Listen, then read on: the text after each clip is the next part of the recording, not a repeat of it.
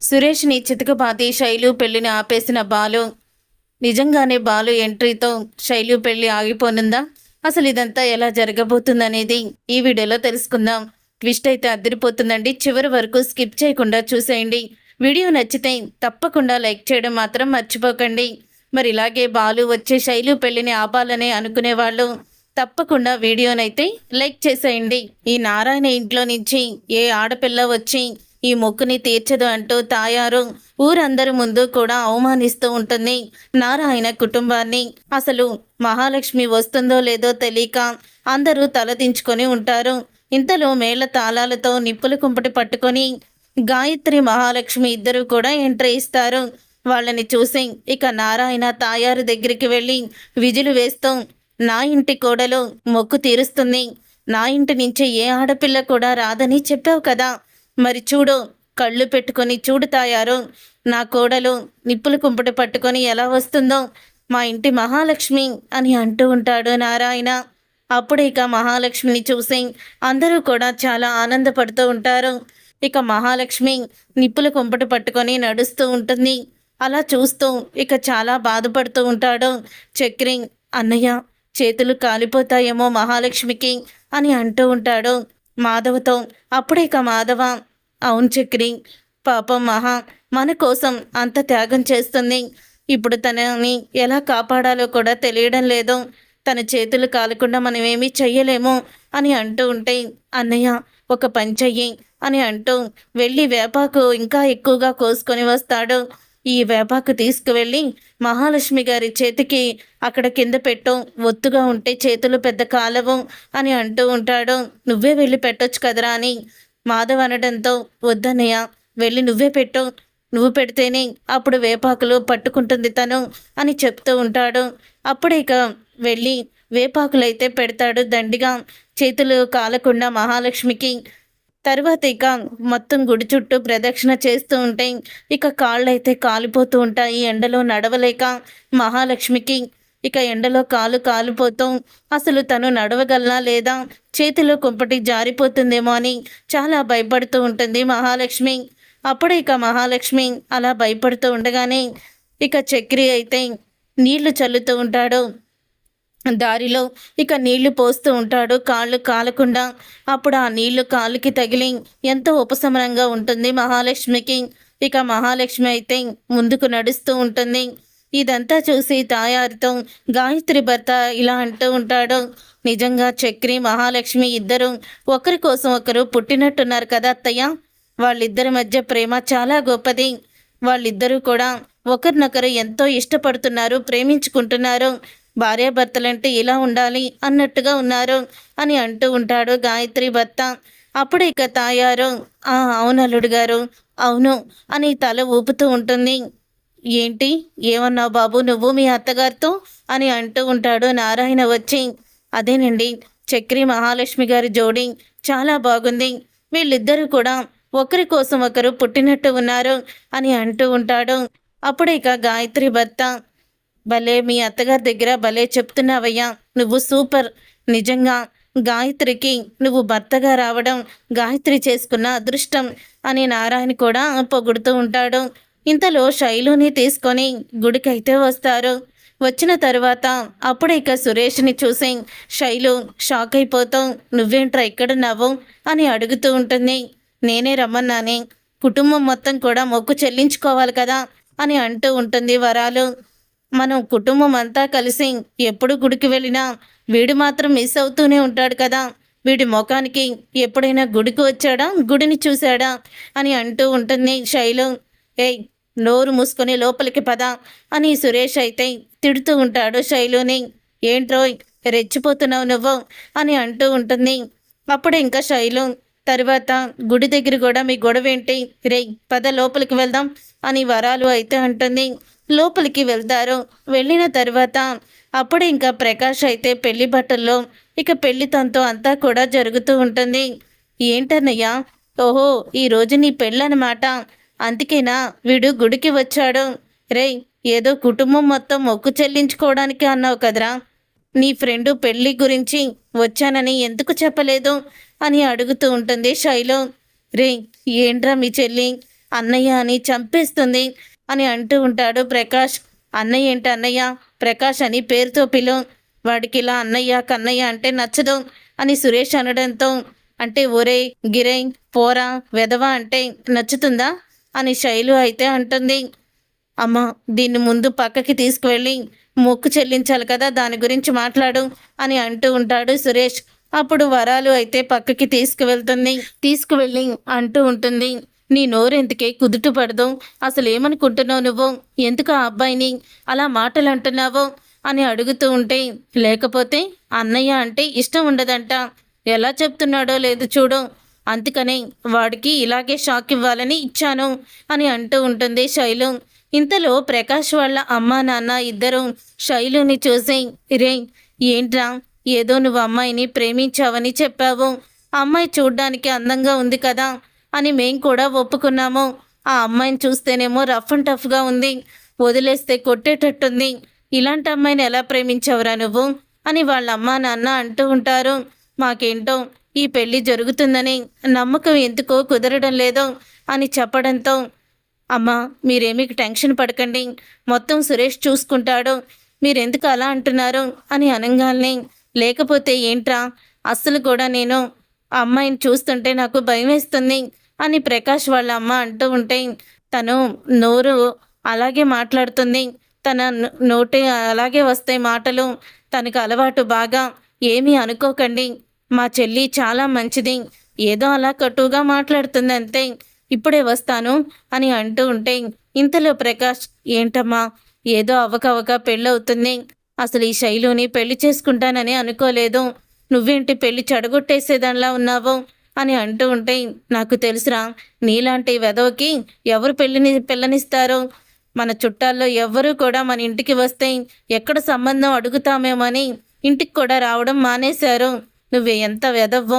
నీకు లేని అలవాటు కూడా లేదు, ఇవన్నీ కూడా సురేష్కి తెలియదు కదా, ఎందుకంటే మొన్నటి వరకు తమరు వేరే ఊళ్ళో ఇవన్నీ కూడా చేసొచ్చారు, సురేష్ ఏమో ఏదో పెద్ద నువ్వు జాబ్ చేసేస్తున్నావని ఉద్ధరించేస్తావని వాళ్ళ చెల్లెల్ని అనుకుంటున్నాడు, నువ్వు మంచివాడవని ఊహించుకుంటున్నాడు, ఇప్పుడు బిల్డప్ ఇలా ఇవ్వకపోతే వాళ్ళ చెల్లిని ఇచ్చి పెళ్లి చేయడానికి కంగారు పడకుండా మౌనంగా ఉంటాడు, అందుకని ఈ పెళ్ళొద్దు ఏమీ వద్దు అని నేను చెప్తున్నాను అని అంటూ ఉంటుంది ప్రకాష్ వాళ్ళ అమ్మ.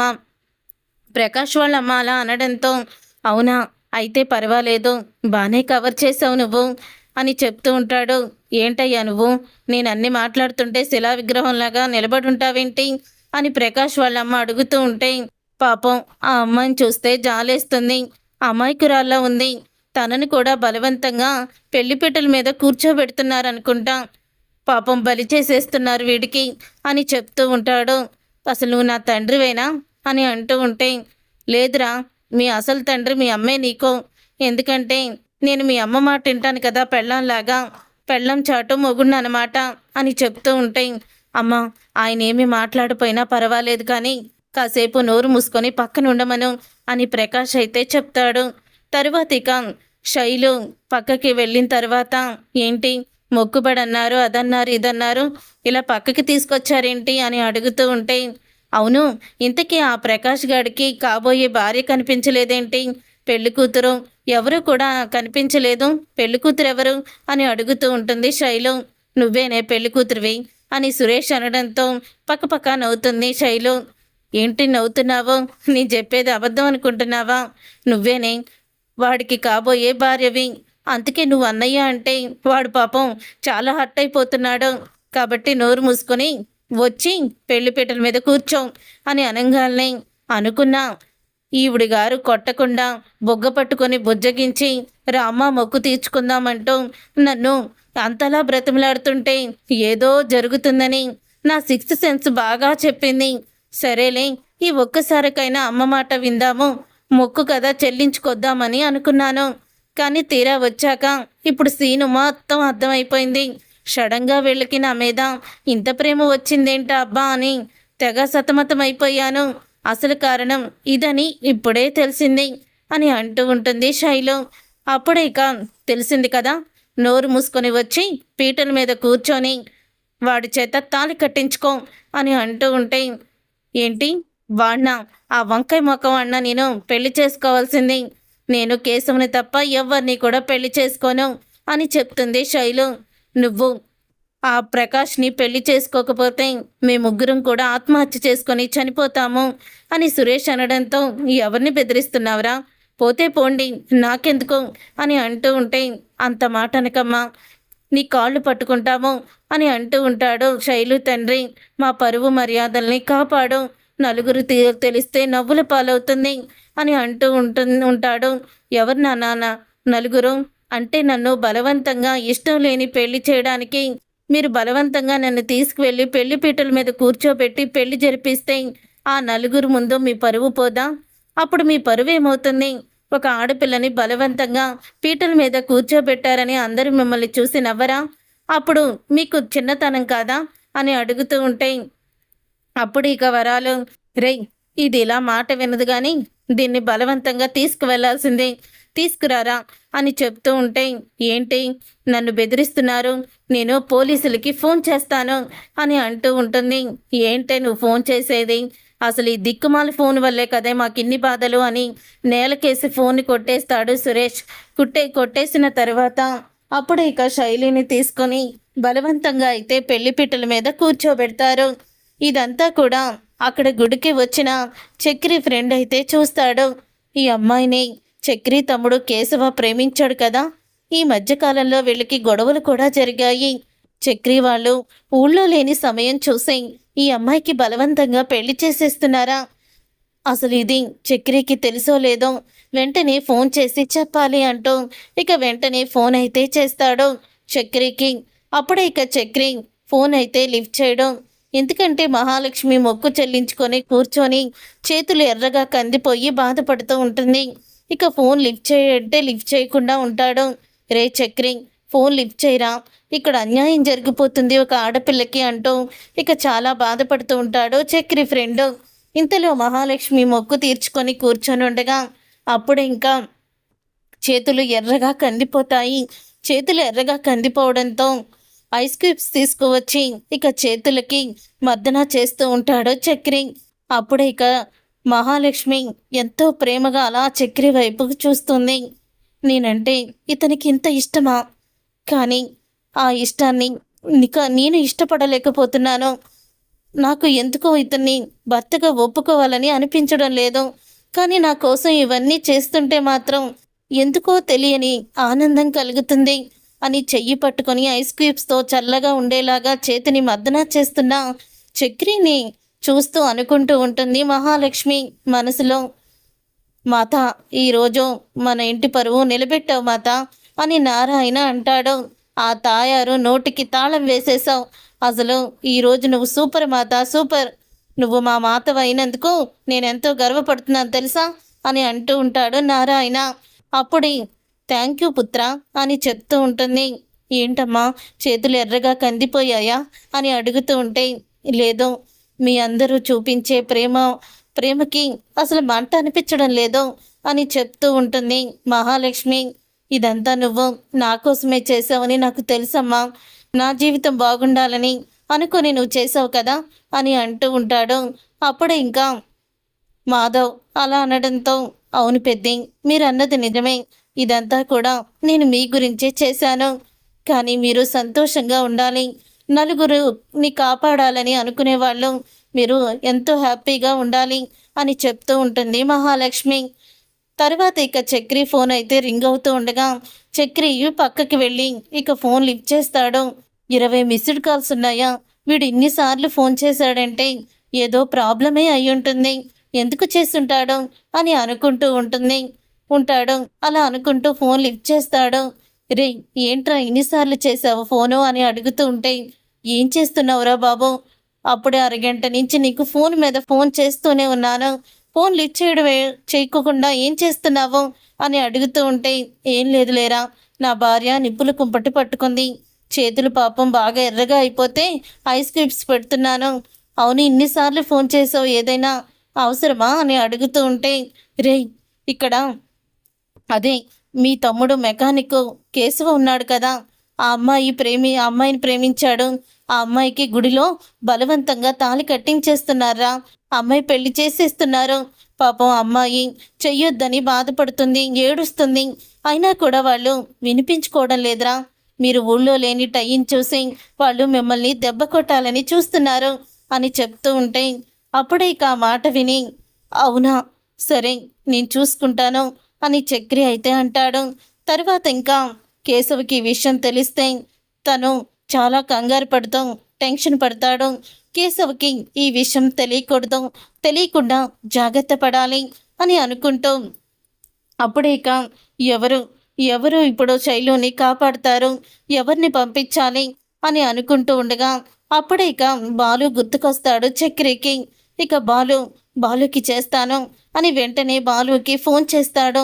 ఫోన్ చేసిన తర్వాత, ఏంట్రా చక్రి, ఇన్ని రోజులకి గుర్తుకొచ్చానా నీకు, ఏంటి సడన్గా ఫోన్ చేశావు అని అడుగుతూ ఉంటే, మా తమ్ముడు ఒక అమ్మాయిని ప్రేమించాడ్రా, ఆ అమ్మాయికి వాళ్ళ అమ్మ నాన్న గుడిలో బలవంతంగా పెళ్లి చేస్తున్నారా బాలు, మేము ఆపడానికి అక్కడ లేము, మేము వేరే ఊరు వచ్చాము, నువ్వే ఎలాగైనా సరే వెళ్ళి ఆ అమ్మాయిని కాపాడాలి, నాకు నువ్వు తప్ప ఇంకెవ్వరూ కూడా కనిపించలేదు, నువ్వైతేనే వాళ్ళకి సరైన సమాధానం చెప్పగలవు అని అంటూ ఉంటాడు. ఇక ఆ మాట విని, నువ్వేమి కంగారు పడకు, ఏ గుడి అని మొత్తం కూడా బాలు అడ్రస్ తెలుసుకుంటాడు. ఇక బాలు అయితే సరిగ్గా బలవంతంగా ప్రకాష్ శైలు మెడలో తాళి కట్టబోతూ ఉండగా అక్కడికైతే వెళ్తాడు. అప్పుడే ఇక అందరూ ఒక్కసారి వెనక్కి తిరిగి చూసేసరికి బాలు అయితే ఎంట్రీ ఇస్తాడు. బాలుని చూసి చాలా ఆనందపడుతూ ఉంటుంది శైలు. ఇతన్ని నేను చూశాను, ఇతను నన్ను కాపాడడానికి వచ్చాడు అని శైలు అనుకుంటూ ఉంటుంది. ఒక అమ్మాయికి ఇష్టం లేకుండా మీరెందుకు సార్ ఇలా ఫోర్స్ చేసి తన పెళ్లి చేస్తున్నారు, తను ఇలాగే బాధపడుతూ అత్తారింట్లో అడుగు పెడితే వాళ్ళకి అరిష్టమే, మీకు అరిష్టమే, మీరు ఎందుకు అర్థం చేసుకోలేకపోతున్నారు అని అంటూ చెప్తూ ఉంటాడు బాలు. అలా చెప్పిన తర్వాత, మా అమ్మాయి మా ఇష్టం, వెళ్ళవయ్యా, నువ్వు ఎందుకు వచ్చావో నాకు బాగా తెలుసు, నిన్ను పంపింది ఆ వెధవలే కదా అని వరాలు అంటూ ఉంటే అప్పుడు ఇక పక్కనే ఉన్న సురేష్, ఎవ్వరొచ్చినా సరే ఈ పెళ్ళి మాత్రం ఆగదు, నేను వీడి చేత నా చెల్లెలి మెడలో తాళి కట్టించే తీరుతాను అని అంటూ ఉంటాడు సురేష్. అప్పుడే ఇక సురేష్ని చితకబాదుతాడు. సురేష్ని చితకబాది, రే, ఏంట్రా పిల్ల కాకివి, నీలాంటి వాళ్ళని ఎంతమందిని చూశాను అని అంటూ ఉంటాడు బాలు. ఇక బాలు అలా అని కొడుతూ ఉంటాడు సురేష్ని. సురేష్ని కొట్టడం చూసి వాళ్ళ ఫ్రెండ్స్ కూడా అక్కడి నుంచి పారిపోతారు. రే, పారిపోదాం పదరోయ్, వీడి చేతికి దొరికామంటే మాత్రం అయిపోయినట్టే అని వాళ్ళు కూడా వెళ్ళిపోతారు.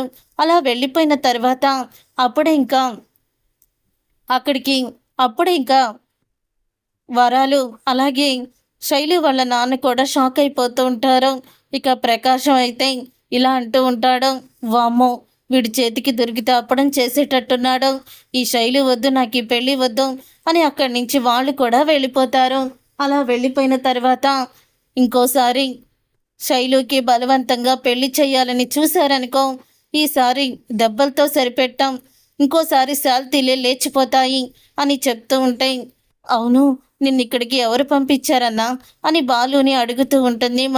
అప్పుడే శైలు అడగడంతో ఇక బాలు అంటూ చెప్తూ ఉంటాడు, ఈ విషయం తెలుసుకొని నా దగ్గరికి ఇవన్నీ కూడా చెప్పింది ఎవరో కాదో, నీకు కాబోయే భర్త కేశవే, ఇలాగా ప్రమాదంలో ఉన్నావని కాపాడమని ఫోన్ చేశాడు, అందుకనే వచ్చాము అని అనడంతో, నాకు తెలుసు, కేశవ నన్ను ఎప్పుడూ కూడా కాపాడుతూనే ఉంటాడు అని చెప్తూ ఉంటుంది. వీళ్ళు అమ్మా నాన్న అని చెప్పుకోవడానికే నాకు చిరాగ్గా ఉంది, కావాలని వీళ్ళు నన్ను బలవంతంగా ఇంకొకరినిచ్చి పెళ్లి చేయాలని చూశారు, ఇక్కడ నేను ఉండలేను, నన్ను కేశవ దగ్గరికి తీసుకువెళ్ళిపోండి అని అంటూ ఉంటే, ఇక మీకు ఎటువంటి ప్రమాదం ఉండదు, దీని గురించి నేను బాగా ఆలోచిస్తాను, ఇంకోసారి మీ అమ్మా నాన్న చెప్పిందేవి కూడా నమ్మకండి అని బాలు చెప్తాడు. మీరు మీ అమ్మాయి సంతోషం కోరుకుంటే తనకి నచ్చిన వాడితో పెళ్లి చేయండి, లేకపోతే మీరు ఇక తల్లిదండ్రులుగా ఓడిపోయినట్టే అని అంటూ ఉంటాడు బాలు. వాడు మెకానిక్, ఇది సాఫ్ట్వేర్ చదువుకుంది, ఒక అమ్మాయిని ఇచ్చే ఇంట్లో మాకన్నా ఎక్కువ ఆస్తి అంతస్తు ఉండాలని, అల్లుడు మంచివాడు అవ్వాలని ప్రతి ఒక్క తండ్రి కోరుకుంటాడు, మరి ఇప్పుడు మేము ఎలాగ చేయము అని అడుగుతూ ఉంటారు వాళ్ళు. ఇప్పుడు అదే డబ్బు కేశవ్ కూడా పెళ్ళయ్యాక సంపాదిస్తే అని అంటూ ఉంటాడు బాలు. మీరు అనుకున్న ఆ కోట్లు ఇంకొకరికి ఉండొచ్చు, ఉండకపోవచ్చు, కానీ వీళ్ళిద్దరి మధ్య ప్రేమ చెరిగిపోదు అని బాలు అయితే చెప్తాడు. చూసారుగా ఫ్రెండ్స్, రాబోయే కథలో ఖచ్చితంగా ఇలాగే జరగబోతుంది. మరి ఇలాగే జరగాలని కోరుకుంటే తప్పకుండా వీడియోని లైక్ చేసేయండి.